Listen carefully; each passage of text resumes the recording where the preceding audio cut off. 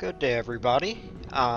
Hopefully in this video I'll be covering how to decently play rocket shuttles, how they work, and perhaps, I don't know. I'm just gonna tell you some shit about them. I don't know. I don't make videos like this. Okay, to get started, we'll go over the, I guess basic anatomy of a rocket shuttle. Here to start, you have your SunDrive Racing Pro. Of course you want these because you want to go fast. Going fast is this strategy's whole thing.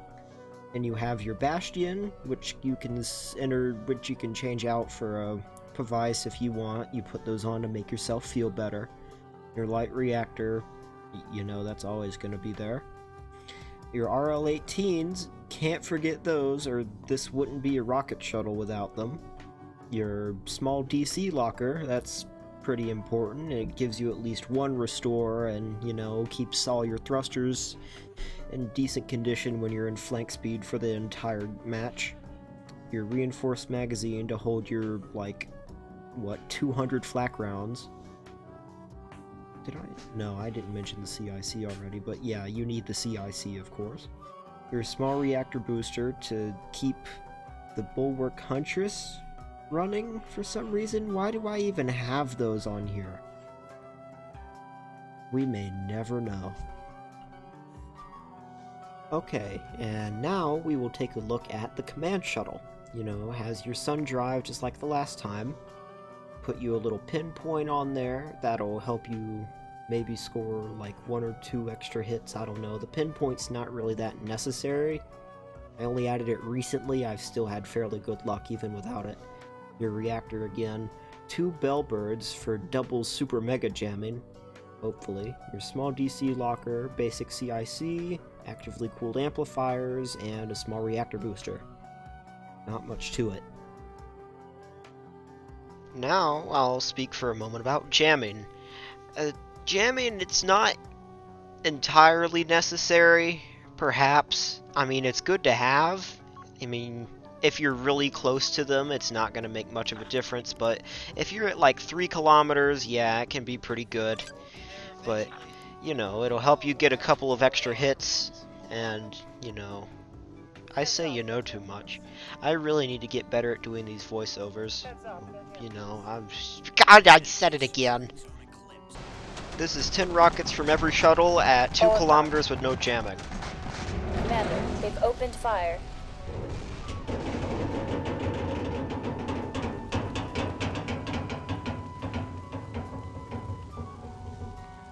This is the same as the last shot, but with jamming this time. Taking fire.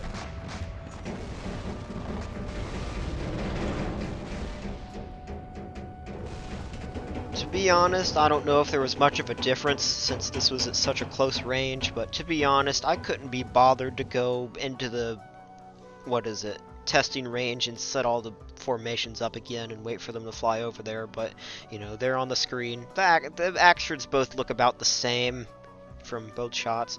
The one with no jamming is on the left, one with jamming is on the right, but at maybe 3 or 4 kilometers, it'll probably make a little bit of a difference, but not so much at super close range.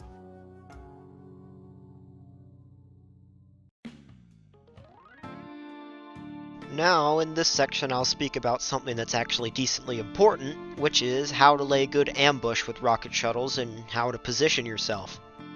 Alright. A good example of how to lay an ambush would be on it. Well, there's a good example here on Nyx's Eye, of course. So you want to take your shuttles. A lot of times when you're playing shuttles, you want to go down low below things like this big rock over here at the B point. You go along below it, and then you'll jump out on whatever your enemy spot, on whatever your teammates spot for you. Okay, so immediately, as soon as you get going, I would send your shuttles straight to there, and then to here. At least Darth's not piloting. Yes, thank you very much, me.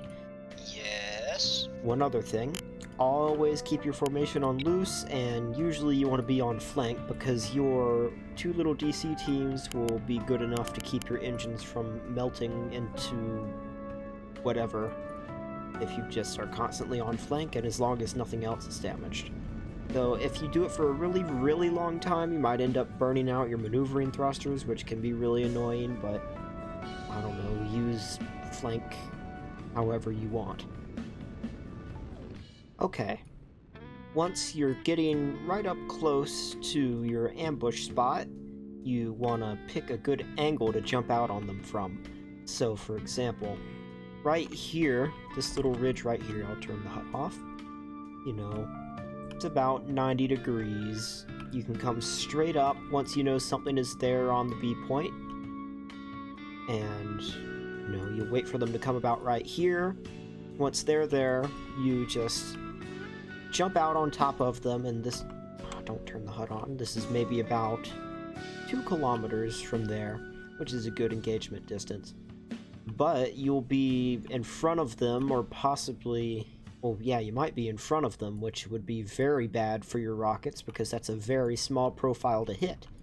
So, you could either jump up right there and risk being in front of them, or you can come around... going as fast as this thing can go. Come around this way a little bit more. See, you have this angle right here. Once something is maybe about right there, which is usually how I do it, I have the shuttles come up. Send your traffic. Let's see here. I usually have the shuttles come up sort of like this, and just, you know, We'll be there eventually. charge right at them. Maybe in a few months. Yeah, we'll be there in like 2 minutes, dumbass. But yeah, you'll have them come up right here and charge straight at them.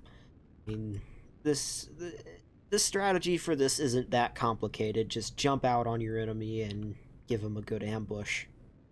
But yeah, get as close as possible to them before you get detected, which is why you stay under the rock.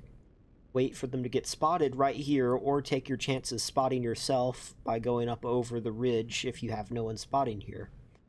But if someone were to swing wide around this way and were able to spot this area down here, you're screwed. You have to go under the rock and get away from that, or you are going to get torn to shreds by whatever Vauxhall brought their 5 million HERPF shells to the fight.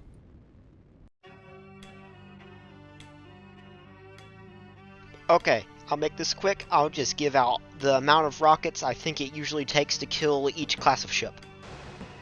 Just note that I'm saying this based on how many rockets you're going to have each shuttle in a group of 10 fire. 2 rockets from each shuttle for sprinters. Do about 3 rockets from each shuttle for a frigate. A lot of the shuttles didn't fire in this shot for some reason.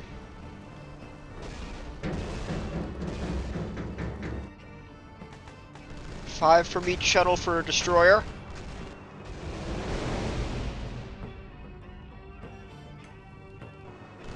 Eight from each for a light cruiser.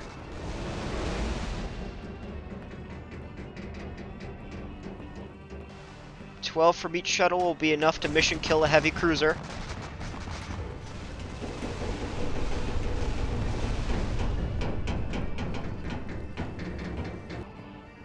And finally, about 20 rockets from each shuttle to mission kill a battleship.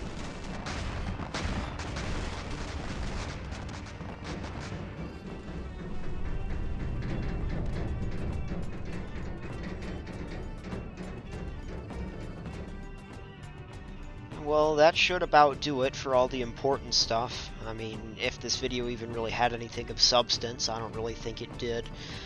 Some other things you should probably consider: if you're being beamed by if you're being beamed by a keystone, fire 5 rockets at it from no matter the range you're at, unless it's like way out at the edge of your rocket range. But just shoot anything possible at the keystone to try and get at least its beam to shut up so you can get out of the way. Another good strategy to use is just doing a drive-by on like capital ships. And speaking of capital ships, rocket shuttles should be played in a role which they're just used to hunt down capital ships. That's what I do. I feel like well, not exactly wasting. I feel like firing your rockets on something like a Vauxhall is sort of a waste. Well, maybe not a Vauxhall. Anything less than a Vauxhall is sort of a waste in my opinion, but use rocket shuttles to hunt down capital ships. That's how you'll get the most bang for your buck out of them. Well, hopefully, if you've actually bothered to watch this far, perhaps you enjoyed this. I don't usually make videos like this, so I'm very sorry for the poor quality commentary. Same with my microphone. My shitty editing software likes to use my old crappy headset mic instead of my desk mic. I don't know why, and I don't know how to fix it, but anyways, hopefully you all enjoyed this. We'll be there eventually.